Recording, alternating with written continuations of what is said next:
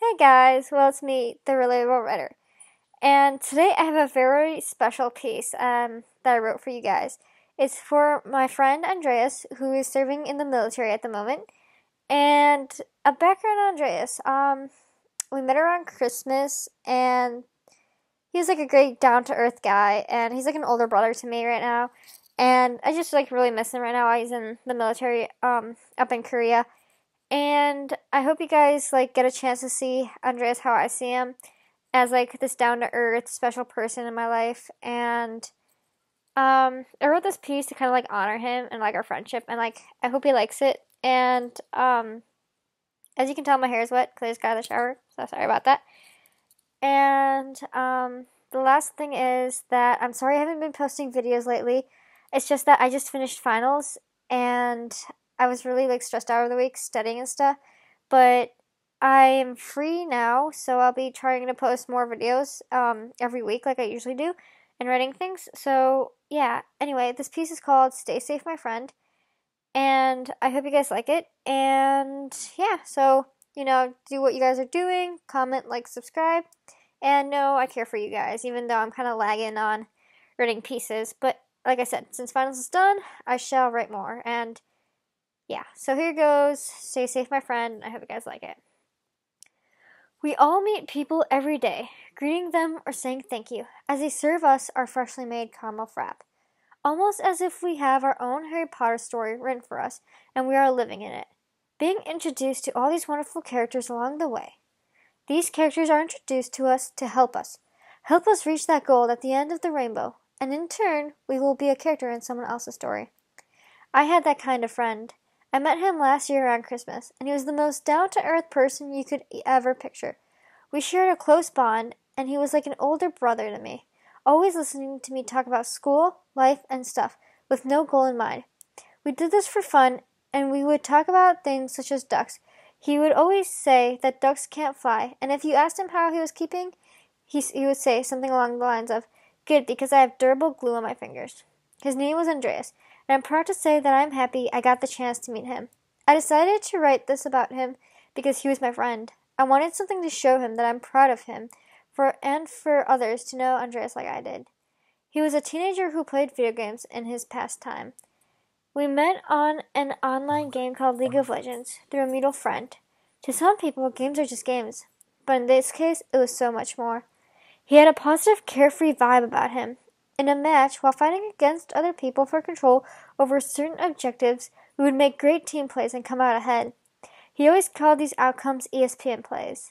It made the team laugh and united us more as a team. I suppose this type of leadership made him a great choice for the army. Many times, these characters make a cameo in our life, and so Andreas returns from boot camp. He told the mutual friend and me stories of his time in Oklahoma and how excited he was to dive deeper into the army. He sent us pictures of him in uniform and pictures of him with his new ride. Now, when some people say they got a new ride, one might think a Corvette, a Mustang, or something. Well, Andreas' new wheels, or treads in this case, was a huge tank. This is one to get through traffic jams. He was excited to be on his adventure. In 2014, Andreas left for the army. In November 2014, he was stationed in Korea. I did not get a chance to talk to him for 3 months while he was in training. Let me tell you, it was sad and depressing, constant missing and hoping he was okay, even though he was just in training. In October, he finally got the chance to call my friend and me. He spent those couple of weeks telling the stories of his training and the life he was now living. I witnessed him run for drills and interact with his roommates, and let me tell you, he seemed very happy. I remember when Andreas was getting ready for his transfer to South Korea in November of 2014. A friend of mine and I had the chance to talk to him a couple of times before he left. He told us he was scared, and a dream that he had made it worse. Andreas learned that not only would he be deployed to Korea, but after he was going to Iraq. Andreas was a confident guy that seemed to know his direction, but this was his thorn. He made some tight bonds at boot camp. The men you are next to in battle are your best men. You have to trust each other and take a bullet if you have to. These tight bonds are made for a reason. So when he had this dream, it was extremely scary and planted fear in him. He was with his buddies, and they were in an intense battle, gunfire all around them.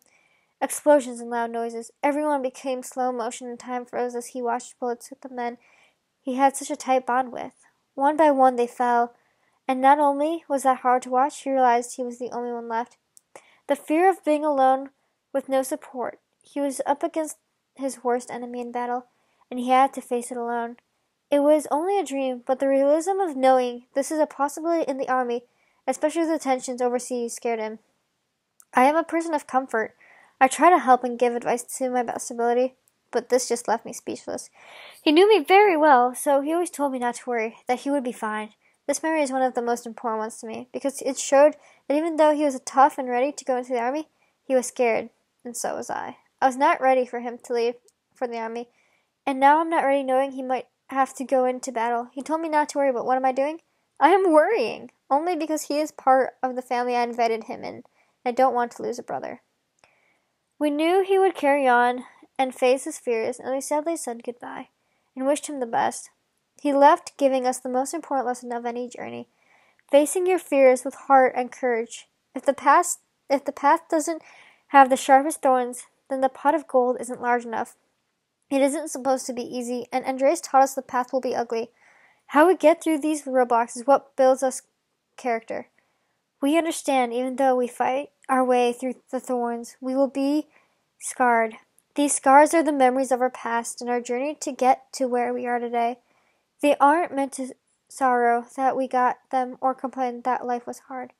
The more I talk about him, the more it feels like he is here in America with me, as if nothing ever changed. If Andreas ever gets a chance to hear this, I just want him to know that I hope he stays safe, because he's a really big part of my family. I'll always remember Andreas, and maybe someday he will return from Korea, and our paths will cross again. I am proud of him and wish him the best. He showed me these 3 life lessons I will never forget, and take with me on my path and face my own fears. Even though he isn't here now, his spirit will always be here with me. And in the end, I just want to say, stay safe, my friend. So yeah, that's my new writing. Stay safe, my friend, and I hope you guys like it. And I shall leave some pictures of him and how he looks like in this video. And yeah, he's very pretty. You guys should know that. Anyway, so yeah, thanks for listening, and I hope you guys have a great day. Bye.